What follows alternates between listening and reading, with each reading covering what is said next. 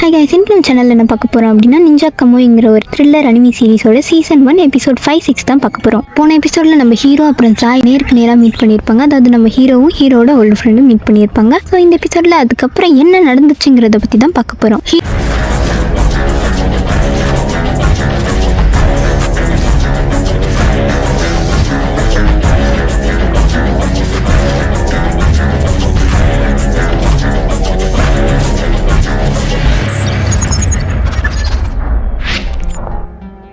Hero ஜாயை பார்த்து கேட்குறாரு, அது ரீப்பரை பார்த்து கேட்குறாரு, மாஸ்டர் எமாஜி கிட்ட இருந்தால் என்னையும் மாரியும் கொல்லணுன்ற ஒரு ஆர்டர் வந்துச்சா, அந்த ஆர்டர் போட்டது எமாஜி தானா அப்படின்னு சொல்லிட்டு கேட்குறாரு. அதுக்கு ரீப்பர் வந்து பதில் சொல்கிறாரு, விதியை மீறினவங்க யாராக இருந்தாலும் சாக வேண்டியவங்க தான், மாறி இறந்துட்டா அடுத்தது நீ தான் அப்படின்னு சொல்லிட்டு அந்த இடத்த விட்டு போயிடுறாரு. அப்படியே கட் பண்ண இன்னொரு சைடு நம்ம FBI ஏஜென்ட் வந்து ஹவுசாவோட பினாமி பற்றி இன்வெஸ்டிகேட் பண்ண ஒரு இடத்துக்கு வந்திருப்பாரு. காலில் சொல்லிட்டு இருப்பாரு, இந்த இடத்த பார்த்தா ஏதோ பழைய ஃபேன்சி ஸ்டோர் மாதிரி இருக்குது, இங்கே ஒன்றும் இருக்கிறதா எனக்கு தெரியல அப்படின்னு சொல்லுவார். அது காலில் இருக்கவங்க சொல்லுவாங்க அதெல்லாம் இருக்கும், நீ உள்ளே போய் செக் பண்ணுன்னு சொல்லிட்டு இவரும் இறங்கி உள்ள போய் செக் பண்ணி பார்ப்பாரு. பார்த்தா இவர் தேடி வந்தாலும் உள்ளதான் இருப்பாரு. அப்படியே அந்த இடத்துல கட் பண்ணி இன்னொரு இடத்த காட்டுறாங்க. அந்த இடத்துல ஒரு குரூப் மீட்டப் போயிட்டு இருக்கு. யாருன்னு பார்த்தா இந்த ஹவுசாவோட கேங்கு அப்புறம் மாஸ்டர் எமாஜி இருக்காங்க. அவங்க என்ன பேசிக்கிட்டு இருக்காங்கன்னு பார்த்தா நம்ம ஹீரோ அதை எல்லாம் தடையும் மீறி உள்ள வந்தது. அதுக்கப்புறம் நெக்ஸ்ட் என்ன பண்ணலான்றத பத்தி பேசிக்கிட்டு இருப்பாங்க. அதுக்கு மாஸ்டர் எமாஜி சொல்றாங்க, அவனை ரொம்ப நேரம் ஆட விடாதீங்க, சீக்கிரமா முடிங்கன்னு சொல்லிட்டு. அதுக்கு ஹவுசா சொல்லுவாரு, ஓகே பரவாயில்ல, நம்மளோட டெஸ்ட் சப்ஜெக்ட் அவன் மேல வச்சு டெஸ்ட் பண்ணி பார்க்கலாம், எனக்கு ரொம்ப ஆர்வமா இருக்கு அப்படின்னு சொல்லுவாரு. அதுக்கு மாஸ்டர் எமாஜி சொல்லுவாரு, எது செய்யறதா இருந்தாலும் சீக்கிரமா செய்யுங்க, அவனுக்கு ரெஸ்ட் விடாதீங்க அப்படின்னு சொல்லுவாரு.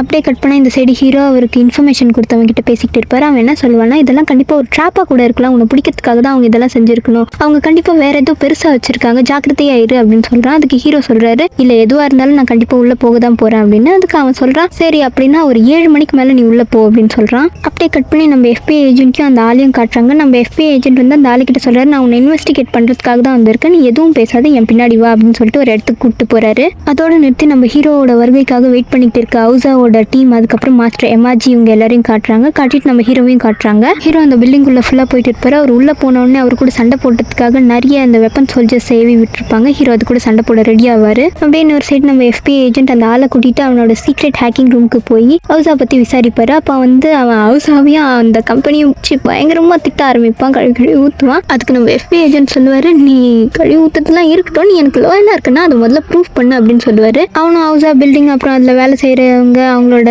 நேம் லிஸ்ட் எல்லாத்தையுமே டீகோட் பண்ணி நம்ம FBI ஏஜென்ட் கிட்ட காட்டுவேன். FBI ஏஜென்ட் அது எல்லாத்தையும் பார்த்துட்டு பயங்கரமா ஷாக் ஆவாரு. அந்த சைடு நம்ம ஹீரோக்கும் அந்த மிஷன்ஸ்க்கும் பயங்கரமா சண்டை நடந்துகிட்டு இருக்கும். அப்புறம் இந்த சைடு பார்த்தா நம்ம FBI ஏஜென்ட்டையும் அந்த ஆளையும் ட்ரேஸ் பண்ணி அவங்களை அட்டாக் பண்ணுறதுக்காக ஆளுங்களை அனுப்பியிருப்பாங்க. இவங்களும் பதிலுக்கு திரும்பி அவங்களை அட்டாக் பண்ணுறாங்க. அட்டாக் பண்ணி அங்கேருந்து தப்பிக்கிறதுக்காக ட்ரை பண்ணிட்டு இருக்காங்க. அப்புறம் ஒரு வழியாக நம்ம ஹீரோ எல்லாத்தையும் தாண்டி உள்ளே போனோடனே ஆர்மர் போட்ட 5 பெரிய பெரிய சோல்ஜர்ஸ் அவர் முன்னாடி வந்து நிற்கும். அவரை போட்டு புரட்டி எடுக்கும். ஒரு கட்டத்துக்கு மேலே அவரால் தாங்க முடியாதால அவரோட சீக்ரெட் ஆர்ட் நிஞ்சா டெக்னிக்கை யூஸ் பண்ணி அங்கேருந்து தப்பிச்சு போய் மாஸ்டர் எமாஜியை கொல்றதுக்காக ட்ரை பண்ணுவார். பட் அவரால் முடியாது, அவரை பிடிச்சிருவாங்க. அவருக்கு பயங்கரமாக அடிபட்டுடும். அந்த டைமில் அவரோட பழைய மெமரிஸ்லாம் ஞாபகம் வருது. அவர் திரும்ப எழுந்திரிச்சு நிற்கிறாரு. அவரால் முடிஞ்ச அளவுக்கு ஃபுல் ஸ்ட்ரென்த்தையும் யூஸ் பண்ணி பயங்கரமாக சண்டை போடுறாரு. அதாவது விட்டு கொடுக்காத சண்டை போடுறாரு. கண்டிப்பாக அவங்க எல்லாரையும் கொன்னே ஆகணுன்ற மாதிரி. பட் அவரால் முடியல. அவரை வந்து பிடிச்சிடுறாங்க. பிடிச்சி அவரை சாகிற அளவுக்கு பயங்கரமாக அடிக்கிறாங்க. அடித்து அவரால் முடியாத அவர் அப்படியே படுத்துட்டார், ஃப்ளாட் ஆயிட்டாரு. அப்புறம் அந்த இடத்துக்கு நம்ம ரீப்பர் வந்துருவாரு, அதாவது ஜாய் வந்துருவாரு. அவர் வாய் வச்சுக்கிட்டு சும்மா இல்லாத, பாத்தியா நான் தான் சொன்னேன்ல இதோட முடிவு கண்டிப்பாக இப்படி தான் இருக்கும்னு, சரி இதுக்கு மேலே இதை இழுக்க தேவையில்ல, நான் இதை இப்போவே முடிச்சிட்டேன்னு சொல்லிட்டு ஹீரோவை கொல்ல போவார். அந்த டைமில் அந்த குரூப்ல இருந்து ஒரு மெடல் சோல்ஜர் வந்து ஹீரோவை காப்பாற்றி அங்கேருந்து கூட்டிட்டு போயிடுவாங்க. அவங்க 2 பேரும் எஸ்கேப் ஆயிடுவாங்க. இந்த சைடு நம்மளோட FBI ஏஜென்ட்டும் அந்த ஆளும்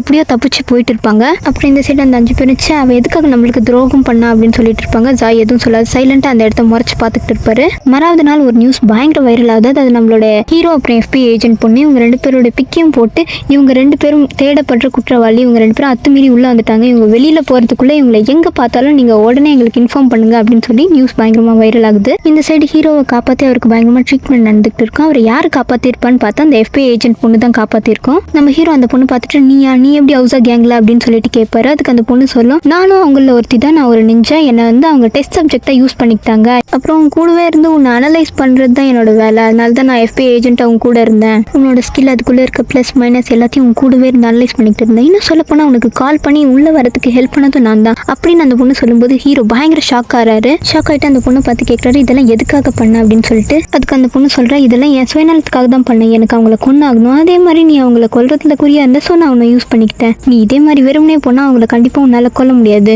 உனக்கு அவங்கள கொல்லணும்னா இது கண்டிப்பா உனக்கு தேவைப்படும் சொல்லிட்டு ஒரு ஹார்மர் எடுத்து காட்டுறா. அப்படியே இன்னொரு சைடு மாஸ்டர் எமாஜிக்கு அந்த பொண்ணை பத்தியும் அப்புறம் அவன் ரெடி பண்ண ஹார்மர் பத்தியும் அந்த டீட்டெயில்லாம் தெளிவா போகுது. இந்த சைடு இப்போதான் அந்த பொண்ணு அந்த ஃபெயிலியர் ஆன ஹார்மரை திரும்ப ஃபர்ஸ்ட்ல இருந்து ரெடி பண்ணிட்டு இருக்கா. அதோட அதை எப்படி யூஸ் பண்ணும் நம்ம ஹீரோக்கும் சொல்லிக்கிட்டு இருக்கா. அப்படியே இன்னொரு சைடு அவளையும் நம்ம ஹீரோவையும் பயங்கரமா வலை வீசி ஒரு மூளை முடுக்க விடாத தேடிக்கிட்டு இருப்பாங்க.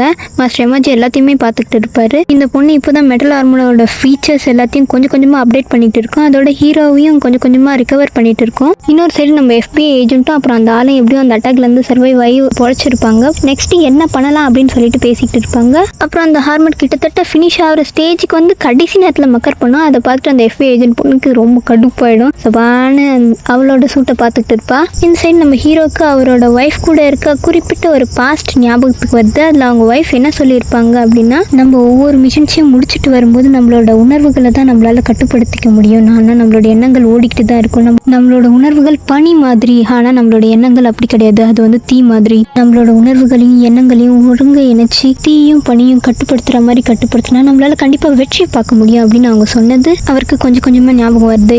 அப்புறம் அந்த மெட்டல் ஆர்மர் வந்து ஃபுல்லா ரெடி ஆயிடுச்சு. அதோட ஸ்கில்ஸ் எபிலிட்டிஸ் பத்தி அந்த பொண்ணு கொஞ்சம் கொஞ்சமா நம்ம ஹீரோக்கு சொல்லிட்டு இருக்கு. அது வந்து எப்படி வேலை செய்யணும், நம்ம ஹீரோட பிரெயின் அண்ட் பாடிக்கு ஏற்ற மாதிரி தான் அது வேலை செய்யுமா. அந்த ரெடி பண்ணா ஹீரோட பாடி பத்தி தெரிஞ்சிருக்கணுமா. அந்த பொண்ணு சொல்லுவோம், எனக்கு உன்னை பத்தி ஃபுல்லா தெரியும், நான் தான் அந்த இன்சிடென்ட் அப்போ உன்னை காப்பாத்தி இருப்பேன் அப்படின்னு சொல்லிட்டு ஹீரோ ரொம்ப ஆவேசமா எழுந்து போய் அந்த பொண்ணு கழுத்து நெரிப்பாரு. நீ தானே அது, எதுக்காக என்னோட ஒய்ஃபையும் மகனையும் விட்டு என்னை மட்டும் காப்பாத்தின அப்படின்னு அந்த கழுத்தை பிடிச்சி நெரிப்பாரு. அப்படியே இன்னொரு சைடு பார்த்தா நம்ம ஹவுஸோட கேங்கு நம்ம ஹீரோவையும் அப்புறம் அந்த பொண்ணு இருக்கிற இடத்தையும் கண்டுபிடிச்சி அந்த டோரை பிரிச்சுக்கிட்டு உள்ளே வருவாங்க. உள்ளே வந்து பார்த்தா அந்த இடமே வெடிச்சு செதறிடும். என்னன்னு பார்த்தா இது அந்த பொண்ணு வச்சுட்டு வந்து ட்ராப்ல மாட்டியிருப்பாங்க. அதை பார்த்துட்டு அப்பாடா தப்பிச்சான் அப்படின்னு சொல்லி வாயை மூட்டுறதுக்குள்ளே இன்னொரு சைடு கூறிய பிரிச்சுக்கிட்டு ஒருத்தன் உள்ளே வந்து எட்டி பார்ப்பான். அதை பார்த்துட்டு அந்த பொண்ணு எப்படா உள்ளே வந்தேன்னு கேட்கும். அதுக்கு அவன் சொல்லுவான், அதுவா ஊர் ஃபுல்லாக ஒரு ட்ரக்கு நிற்காது ஓடிக்கிட்டே இருந்துச்சு, சரி என்னடா இதுன்னு சொல்லிட்டு உள்ளே வந்து பார்த்தா நீங்கள் இருக்கிறீங்க, இப்படி தான் நான் உள்ளே வந்தேன் கண்டுபிடிச்சிட்டேன் அப்படின்னு சர்க்காஸ்டிக்காக சொல்லுவான். அப்போ அந்த FBI பொண்ணு அவங்ககிட்ட இருந்து தப்பிக்கணுன்றதுக்காக அந்த ட்ரக்கை முட்டி ஆக்சிடென்ட் பண்ணி விட்டுரும். பண்ணிட்டு இவனை எப்படியாவது இன்னும் கொஞ்ச நேரம் தாக்கு பிடிக்கணும், அந்த ஹார்மர் ரெடி ஆகிற வரேன்னு சொல்லிட்டு வெளியில போய் சண்டைக்கு ரெடி ஆகும். அவனும் நான் இதுக்காக தான் காத்துக்கிட்டு இருக்கேன் அப்படின்னு சொல்லிட்டு ரெடி ஆவான்.